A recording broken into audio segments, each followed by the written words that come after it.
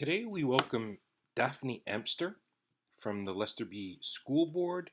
She works at Edgewater Elementary and she is a grade 4-5 teacher. Today we're going to talk about how her experience has been with the transitioning from face-to-face classroom to an online model.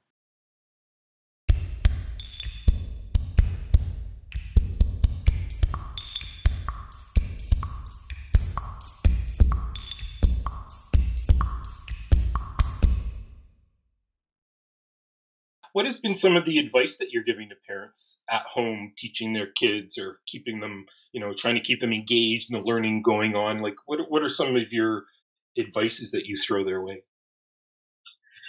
Well, I think that most teachers are going to only give work that they know that their student can do alone. They don't want to put the burden on the parents. Mm-hmm. So I think that the best thing for parents is to help their children stay on a routine. And by routine, I mean try to get them to go to bed at the same time, wake up at the same time. If we're on Zoom 3 days a week, then know that the times and the links of the Zoom meetings or the Meet meetings whenever the classes get together. But also, I think that the teacher's role is to really, send out those email links and reminders to parents on a weekly basis. Just check in with them to make sure that everything is okay. So organization would be the best advice that I would give. Yeah. Routine and organization to parents. No, try to maintain that. Yeah. Yeah, it's a tough situation to be in. Let's shift a little bit back to teachers a bit, Daphne. And what were some of your greatest PD sessions that you had, or how did you get up to speed with the online? What were some of the things that you did personally as an educator? I know that you're quite at ease with technology, but were there things that you did to kind of help you along the way as in this transition? Yeah, the first week in March, I got on to a Zoom webinar to learn how to work Zoom. Mm-hmm. So I took a lot of webinars. There are so many free webinars being given out now by Google, by mm-hmm. Apple, by companies, private companies. So I've been taking a lot of webinars. A lot of it is, again, you have to sift through it because a lot of them wants to sell their product, but right. Most of them are there for the student. I learned a lot, and I'm looking forward to being able to put what I learned into work when I go back to school. But yeah, I've been taking a lot of webinars and trying to teach myself new things. Nice. And also a lot of it has to do with pedagogy, but at the moment, the webinars and the learning that I'm doing is more educational technology based. And how has your board been supporting you throughout this transition as well? Like I've talked to a ton of consultants and they are continuously running. They're all like on a treadmill right now, just going. Oh, yeah. So our wonderful school board, we have a great team at Educational Services, and they've been putting out Zoom workshops. Mm. So they've been trying to stay up there with the latest fun things to keep students engaged. So there were many workshops. One of them was the latest craze, which was the virtual classroom, the Bitmoji virtual classroom. Mm. So many of our teachers now have a Bitmoji virtual classroom, which is really cool. It's a hyperlink doc, but it's through pictures. So you build your classroom and you have these little images, and when you click on the image, it takes you to a website, so that it's a fun way for students to see what their teachers are planning for them or what they want them to learn, or cute videos to keep them busy, activities. Oh, that's cool. They've been busy. Yeah. There's a similar online application also called ThingLink. You ever hear that one? That's been around for a while. Yeah. That's amazing, that one. Yeah. I love that one. Yeah, that one's fun too. And it gives those visuals too, eh? It's like, so where do you teach? Are you at home, or do you go into school sometimes to teach, or how do you go about it?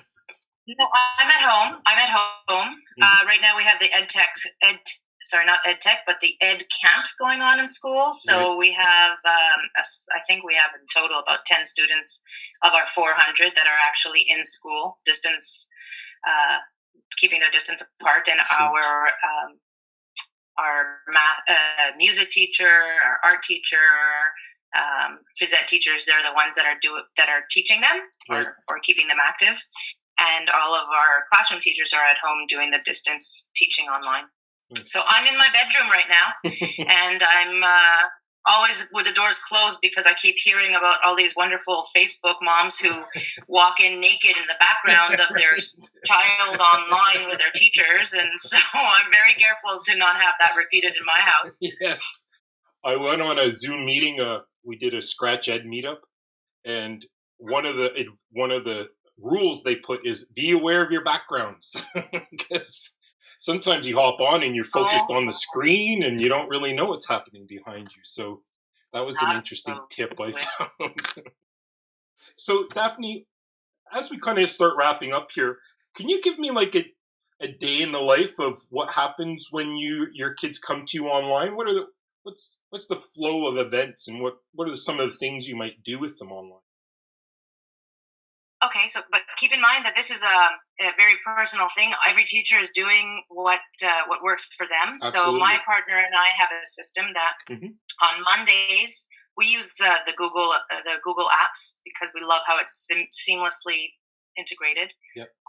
So we post assignments and tutorials on Google Classroom, and it syncs with our Google Calendar so that the students get notifications so they know when things are due.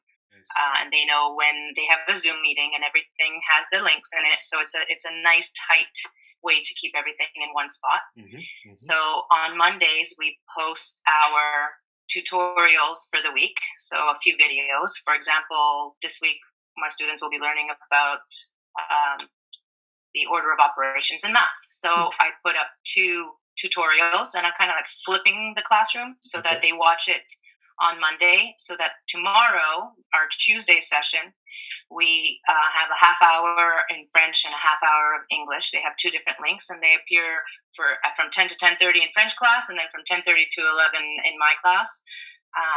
And I do an actual lesson, so that I am actually now reinforcing the concept that they've seen in the video on Monday.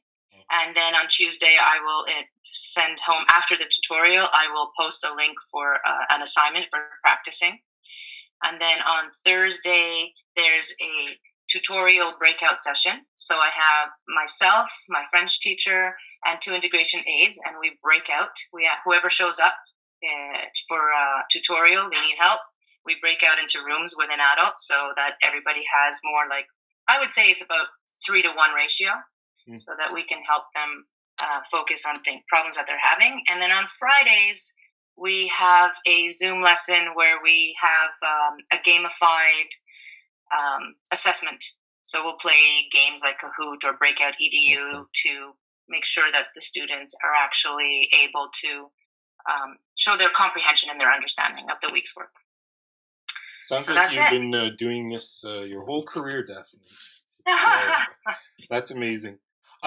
I love hearing your schedule too and the routine. I think it's helpful for others to hear as well, because we are in this figuring out phase, trying things out, and kind of not really sure where it's going to go. Oh yeah, and there are kinks that people have to work out, and like when I need a whiteboard, I'm used to my fancy schmancy smartboard in school, and all of a sudden here I'm using Jamboard, which is a Google app, and it's decent. It's getting the job done, but I feel like I'm always in the middle of an earthquake when I'm writing. That's how the pen doesn't write properly. So I've ordered an Apple Pencil, and I'll try to use my iPad in the future. So every time we do something new, we're like, oh, this doesn't really work for me. I'm going to have to adapt, and we live and learn, and we move on. Wonderful. And talking about resources, what are some of your go-tos that you're using nowadays? What are some of your digital or live resources? I feel like if teachers are going to try to compete with their kids' day-to-day they use technology on a day-to-day basis. If we're not going to compete with those, we're going to have a hard time keeping their attention and keeping them motivated. So I love using apps that gamify the content that I'm teaching. So, quizzes, Kahoot, like you're saying, ThingLink. Right. And then there's an app that I really love. It's called Flipgrid, and I like it because kids are using TikTok. Right. And although I'm really not a fan of TikTok because I find it not age appropriate for my grade 4 and grade 5 students, I know that some of them are using it regardless. Yeah. So I like Flipgrid because it's kind of like TikTok, but for learning. I'll post a question or a short video, and then they have to record videos of themselves answering it, and others can comment on their posts. So it's a lot of fun, but I can hear them, right? Because it's not, it's on the spot. They have to really come up with it as they're going along. So I can really assess their learning. What so a I love great that way one. To connect the students together again too, where they can watch a video of their peer and then they're with each other even though they're not with each other. Right. Yeah, that's great. And then my go-to is the Google Suite because you've got the Google Slides, the Docs, the Classroom, the calendar. Everything is all in one, and it integrates very nicely. So those are the ones that I like using the most. Nice. Well, as we wrap this up, Daphne, I have one final question for you, and it's about what does September look like for you guys? What do you think? What do you think September is going to be like? September looks like a crystal ball that we're looking into, and it's very cloudy, and we see images, but it's not clear yet. But what we're thinking is that, look, there are many options out there, and I'm not going to speculate, but I'm assuming that we have to prepare as if we're going back to the classrooms. Okay. So we're going to prepare like we're going back in September, and that nothing has changed, and we're going back to the regular day-to-day where we see our students, because eventually that's going to happen if it's in September or October or whatnot.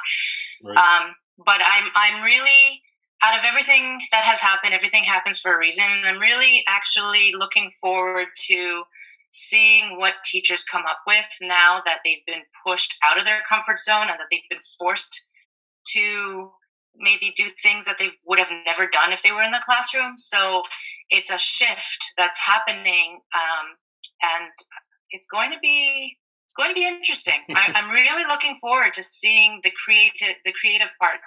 Teachers and people in general have had to really get creative to work around our new norm. So absolutely. I'm actually excited to see what's happening in September. You will take some time off, though. We'll see. It's hard to stop sometimes, right? It's hard, but I have a pool, so I work by the pool. So I'm relaxed and keeping my brain going as I'm relaxing. Right on. Well, I just want to thank you so much, Daphne, for taking some time to just have a conversation about our educational world right now, and I'm sure a lot of your comments and your experiences is going to be super helpful for a lot of teachers out there. We're all trying to, recreate a new normal here, and I think the voices of educators need to be heard more. So I'm super happy that I got to have this conversation with you. So am I. Thank you, Chris. And to all you teachers out there, cut yourself some slack. Yeah. We're doing this for the first time. It's not going to be right the first attempt. So, pat yourself on the back. We're doing a kick-ass job. Ooh, am I allowed saying that? You might have to edit that. No, we're doing a really great job, teachers. We are. And thank you for those words of encouragement. And you have yourself a wonderful summer. And I'm going to be talking to you soon. I hope so. Very soon. Have a great summer. All right. Take care. Thanks so much.